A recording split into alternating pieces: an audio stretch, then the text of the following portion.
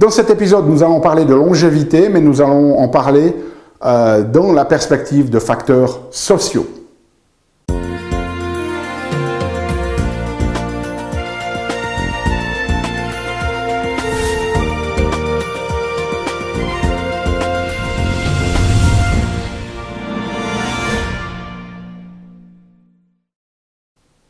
Parce que la vie est bien trop magique pour être petite et que nous avons tous besoin d'une prescription pour grandir en conscience et faire que nos rêves dévorent notre vie. Bonjour, je suis le Dr Yannick Pauly, bienvenue à un nouvel épisode d'une grande vie où chaque semaine, je vous propose de découvrir des stratégies pratiques pour grandir en conscience, qu'elles soient d'ordre physique, émotionnel, psychologique ou spirituel, parce que c'est cette conscience qui est au cœur d'une vie pleinement vécue et de notre évolution en tant qu'être humain.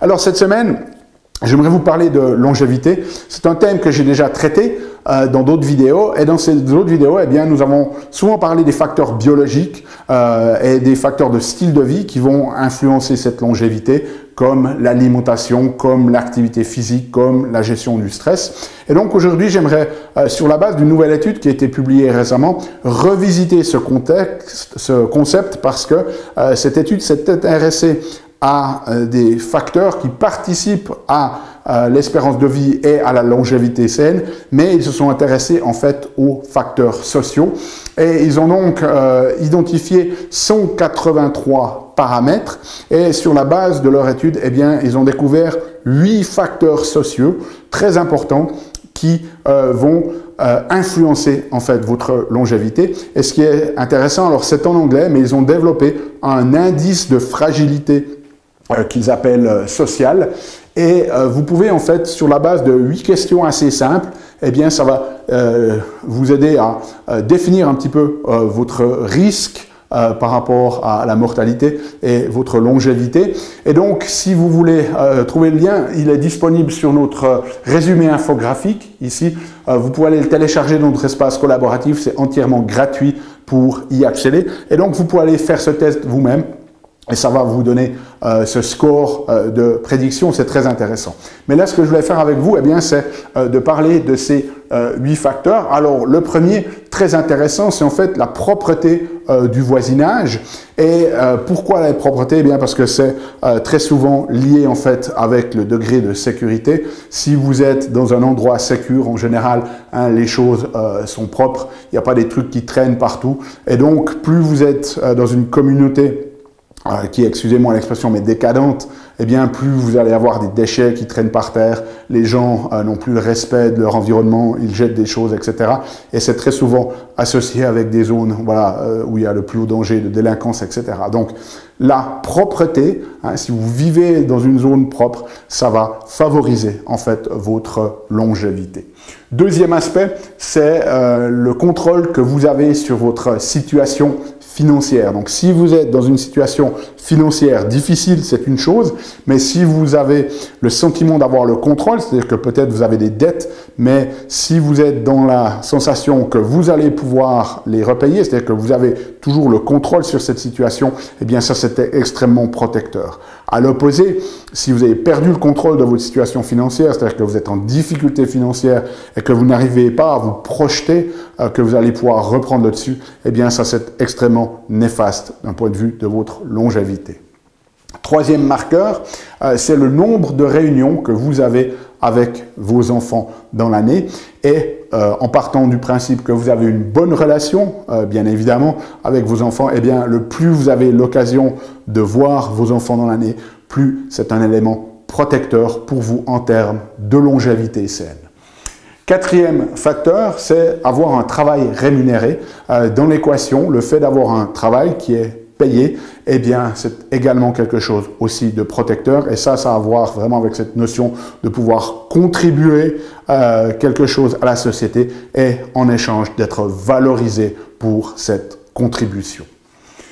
Élément suivant, numéro 5, c'est la quantité d'activités que vous faites avec des enfants. Alors, ces enfants, j'aimerais pas dire en bas âge, mais qui sont avant l'adolescence.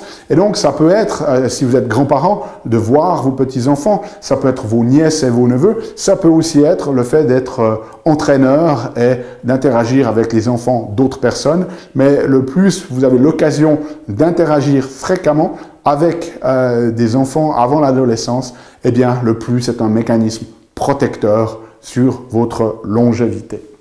Numéro 6, c'est les activités de volontariat. Donc, si vous êtes engagé dans une association, dans une organisation, c'est-à-dire de contribuer, mais cette fois de manière gratuite, pour lequel vous n'êtes pas rémunéré, eh bien, faire du volontariat, c'est quelque chose que l'on sait depuis longtemps. C'est aussi extrêmement protecteur en matière de réduction de la morbidité, c'est-à-dire le développement de certaines maladies, et de mortalité, c'est-à-dire de décès. Ensuite, septième élément, c'est le sentiment d'isolement. Okay? Donc, si vous vous sentez, même si dans les faits, c'est pas nécessairement vrai, qu'il y a peut-être encore des gens avec qui vous interagissez, mais même si vous êtes isolé ou que vous vous sentez isolé, bien ça, c'est un marqueur vraiment très négatif pour votre longévité. Donc, si vous êtes seul, essayez de contacter des associations d'aide comme ça. Essayez d'aller de l'avant, de faire des démarches pour pouvoir vous créer un réseau social parce que c'est un facteur très très important. Nous avons dans nos gènes cette participation, ce besoin tribal, hein, c'est quelque chose qui est ancré en nous parce qu'il y a 10 000 ans, si vous faisiez partie d'une tribu et qu'ils vous éjectaient, eh bien c'était la mort assurée. On avait besoin de ce groupe pour se protéger. Et donc, nous avons ça encore ancré dans nos gènes, et ça, c'est quelque chose de très, très important pour nous. Et finalement, un marqueur très intéressant, c'est d'être traité avec courtoisie et respect. Donc, si vous avez le sentiment que vous êtes dans des relations toxiques où on ne vous respecte pas, on ne vous traite pas avec courtoisie, eh bien, c'est un facteur de risque pour votre longévité saine.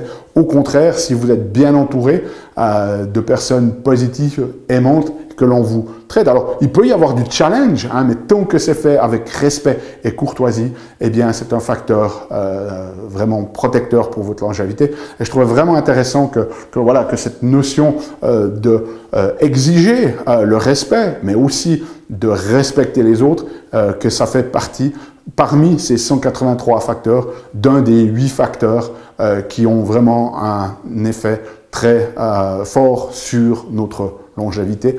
Donc voilà, demander le respect, exiger le respect, bien évidemment, ça commence toujours par aussi se respecter soi-même. C'est vraiment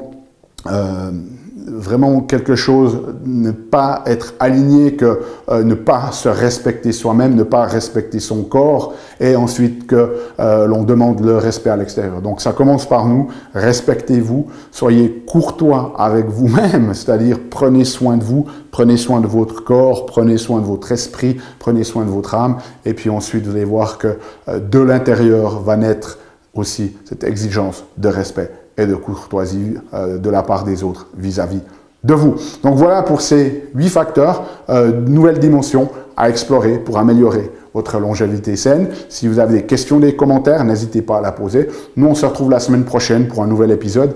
D'ici là, souvenez-vous, aimez la vie, émerveillez-vous et contribuez chaque jour un petit peu plus.